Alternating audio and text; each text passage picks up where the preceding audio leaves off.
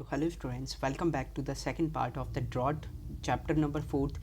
तो वो वाली जो वीडियो थी वो बहुत ज़्यादा लंबी हो चुकी थी, इसलिए मैं इस वीडियो का सेकंड पार्ट बना रहा हूँ जिसमें बाकी सारा जो है हिंदी अर्थ वो मैं पढ़ने जा रहा हूँ। तो जल्दी से पढ़ते हैं इस वीडियो को, वीडियो के मतलब हिंदी चैप्टर को। तो उसके बाद में जैसे ही उसके पिताजी ने उसके थप्पड़ मारा था तो वह लड़की एक शब्द भी नहीं बोली। उसने मिट्टी का घड़ा, खाली जो घड़ा था वो उठाया और चुपचाप अपने खामोश आंसू पोंछती हुई दोपहर की कड़ी धूप में निकल गई, मतलब पानी लेने चली गई। उसकी आंखों से ओझल होते ही उसके जो पिताजी थे वो पश्चाताप से मतलब मन था उनका, वो पश्चाताप से भर उठा, पश्चाताप करने लगे। सिर्फ वही जानता था कि कैसे उसने उस बच्ची, बिना माँ की बच्ची को पाला पोसा था। वह जानता था कि उसकी इस स्नेहमयी, कर्तव्यनिष्ठ तथा शांत बेटी का कोई भी दोष नहीं है। जब उसके पास चावल नहीं होते थे तब भी उसके पास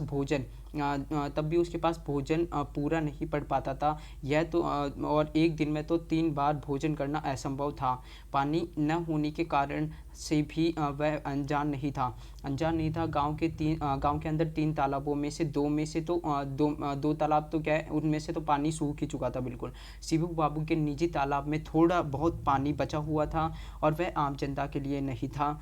दूसरे तालाबों के तल में कुछ गड्ढे खोदकर, तल के अंदर कुछ गड्ढे खोद दिए गए, लेकिन वहाँ पे थोड़े थोड़े पानी के लिए इतनी भीड़ और धक्का मुक्की होती थी कि इस नन्ही सी लड़की के लिए तो कहाँ मतलब वहाँ पानी पाना असंभव था। वह घंटों खड़ी रहती और बहुत गिड़गिड़ाने पर यदि किसी ने उस पर दया कर दी तो थोड़ा सा पानी लेकर वह आ जाती थी।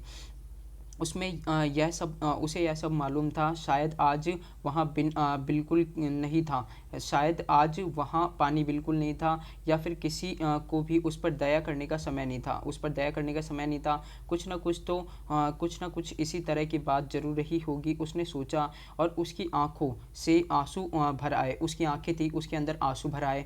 फिर उसके बाद में गफूर भीतर हो गया, मतलब अंदर चला गया। कोई आंगन से चिल्लाया, जमींदार का संदेशवाहक आ पहुंचा था। मतलब कोई बाहर से चिल्लाया, वो जो चिल्लाया था वो आदमी वो जमींदार का संदेशवाहक था। हाँ अंदर हूँ, गफूर से खुद चिल्ला के बोला।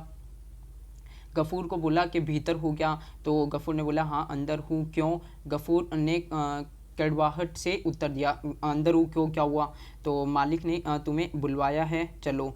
मैंने अभी तक कुछ खाया नहीं था, मैंने अभी तक कुछ खाया नहीं था। गफूर बोल रहा है कि मैंने अभी तक कुछ खाया नहीं था, मैं बाद में आ जाऊंगा। और गफूर ने कहा यह उद्दंडता उस संदेशवाहक को ऐसा नहीं है प्रतीत हुई, और उसे तुम्हें घसीटता ले जाने का और तुम्हारी अच्छी पिटाई करने का मालिक का हुक्म है। वह भद्दी गालियां देता हुआ दहाड़ा।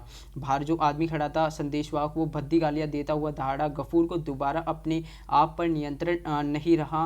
वह किसी का गुलाम नहीं है। गफूर ने बोला कि मैं किसी का गुलाम नहीं हूँ। उसने वैसी ही भाषा में जवाब दे दिया, और हम यहाँ रहने का किराया देते हैं, मैं नहीं चलूँगा। किंतु इस संसार में छोटे आदमी का अधिकार संपन्न व्यक्ति से आग्रह करना तो केवल व्यर्थ ही है। कोई भी छोटा आदमी हो बड़े आदमी से क्या कर रहा है, कोई भी अधिकार जता रहा है कि ये चीज़ मेरी है, तो वो तो व्यर्थ चीज़ है एकदम।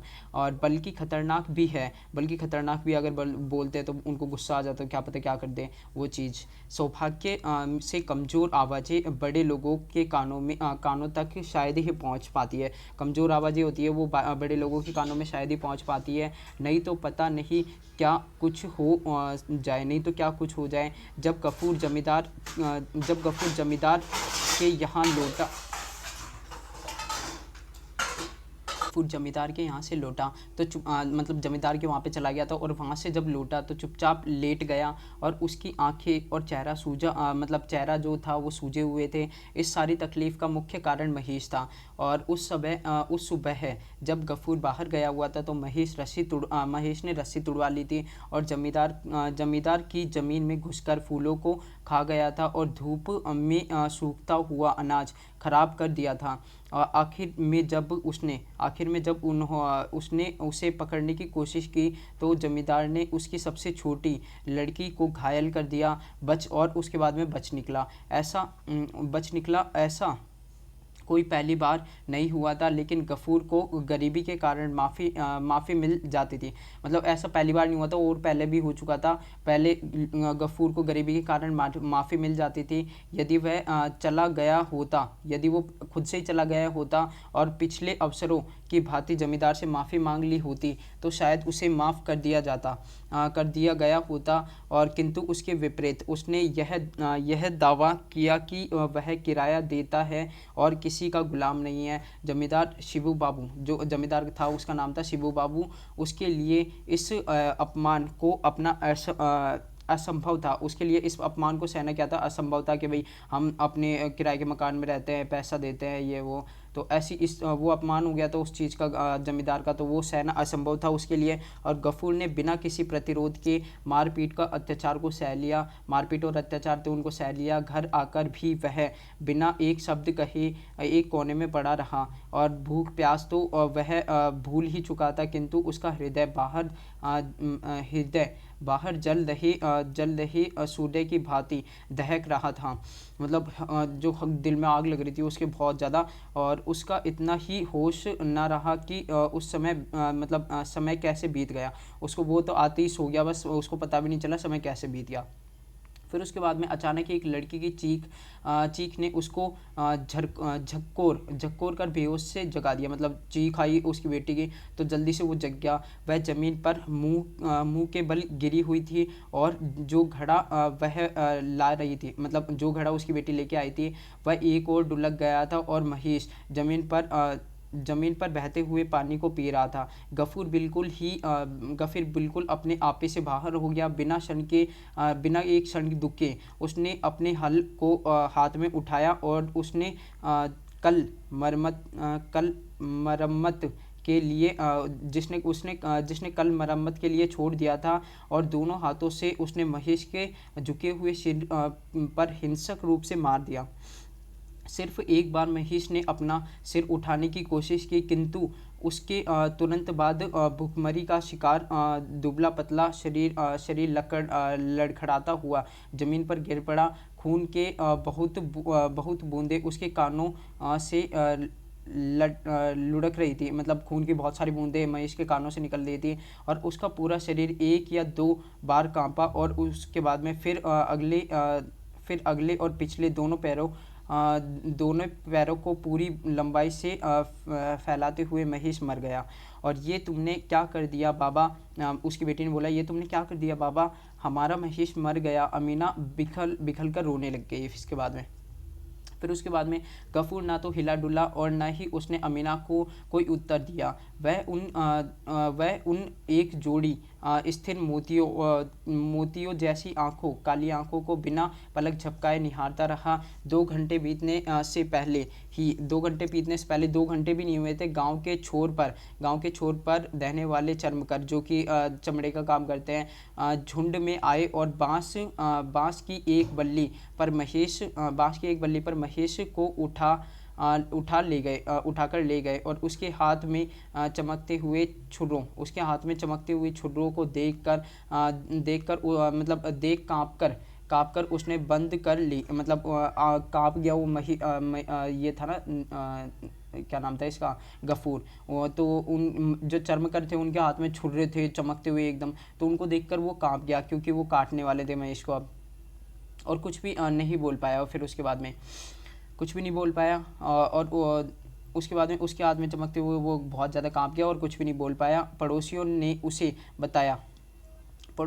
बताया कि जमींदार ने सलाह मशवरे के लिए तारक रत्ना को बुलावा भेजा है। एक पवित्र पशु को मारने के लिए गफूर प्रायश्चित की रकम को कैसे अदा करेगा, मतलब क्या दंड देना होगा, उसके लिए उसने पंडित को बुलाया था इस चीज़ की जांच पड़ताल करने के लिए। गफूर ने इन बातों का कोई उत्तर नहीं दिया, बल्कि उसने अपने घुटनों पर ठोड़ी टिकाए उकड़ू बैठा रहा। घुटनों पर ही वो ठोड़ी टिकाए उकड़ू बैठा रहा। और अमीना बेटी आओ चले। गफूर ने रात को सन्नाटे में अपनी बेटी को उठाते हुए कहा, रात को सो रही थी उसकी बेटी, तो उठाते हुए कहा।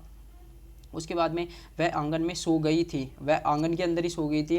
कहा बाबा कहाँ बाबा, उसने पूछा कहाँ बाबा, अपनी आंखें मलते हुए उसने पूछा। तो फुलबेरी, उसने फुलबेरी जाने के लिए कहा, फुलबेरी जाने के लिए कहा। फुलबेरी की जूट मिल में काम करने उसके पिता ने कहा था। उसके पिता ने कहा कि फुलबेरी जो एक जगह का नाम है, गांव का नाम है, उसके अंदर अपन जूट की मिल में काम करने के लिए जा रहे हैं। लड़के ने अविश्वास से उसकी ओर देखा और उसकी सारी मुश्किलों के दौरान भी उसने फुलबेरी जाने के लिए इनकार नहीं किया, मतलब मान गई फुलबेरी जाने के लिए। फिर उसके बाद में ये लास्ट है, तो इसको थोड़ा सा पहले सीधा कर लेता हूँ मैं, गलती से उल्टा हो गया, तो ये भी पढ़ देते जल्दी से।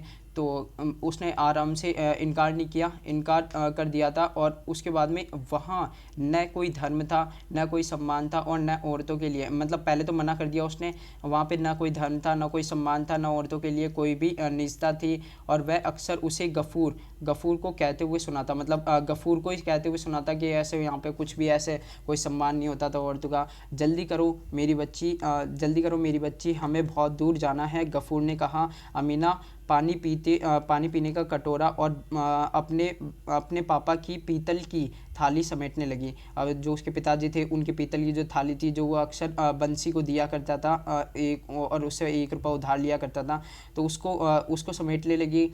छोटी उन्हें वह छोड़ दे मेरी बच्ची, उन्हें वहीं पे छोड़ दे मेरी बच्ची, और उससे महेश का प्रायश्चित अदा हो जाएगा, गफूर बोला। रात्रि के सन्नाटे में गफूर अपनी बेटी का हाथ थामे चल पड़ा, और गांव में ऐसा कोई नहीं था जिसे वह अपना कह सकता, और उसके बाद में किसी से उसे कुछ कहना भी नहीं था। आंगन को पार कर जब बबूल के पास पहुंचा तो वह जड़वत रुक गया, मतलब वहीं पे खड़ा हो गया, और फूट फूट कर जोर जोर से रो पड़ा। अल्लाह, तारों से जड़े हुए काले काले आकाश की ओर मुंह उठाते हुए उसने कहा, मुझे जितनी चाहिए सज़ा दे दो। महेश उसके होठों का प्यासा लिए ही मर गया। महेश जो था वो उसके होठों को प्यासा लिए हुए मर गया। किसी ने उसके चढ़ने के लिए ज़मीन का नन्हा सा टुकड़ा तक नहीं छोड़ा, और तुझसे विनती है उसके अपराधों को कभी क्षमा मत करना, जिन्होंने उसे ना तो कभी तेरी दी हुई घास खाने दी हो, मतलब तेरी दी हुई घास खाने दी हो, मतलब मना कर दिया हो उसको खाने से, ना तेरा दिया हुआ पानी पीने दिया हो। तो ओके गाइस, अगर आपको वीडियो पसंद आए तो वीडियो को जरूर से लाइक करना, और जो भी चैनल पे न्यू हो प्लीज़ चैनल को सब्सक्राइब करना, ताकि मैं जैसे न्यू वीडियो डालूँ जल्दी से आपके पास में नोटिफिकेशन आ जाए। बेल आइकन को दबा देना, और जल्दी से जाके वीडियो को लाइक कर ही दो। तो ओके एंड गुड बाय। होने वाली है कौन सी वीडियो, 5th चैप्टर की वीडियो होने वाली है, तो जल्दी से उसकी भी मैं अपलोड करने वाला हूँ, तो चैनल को सब्सक्राइब जरूर कर देना।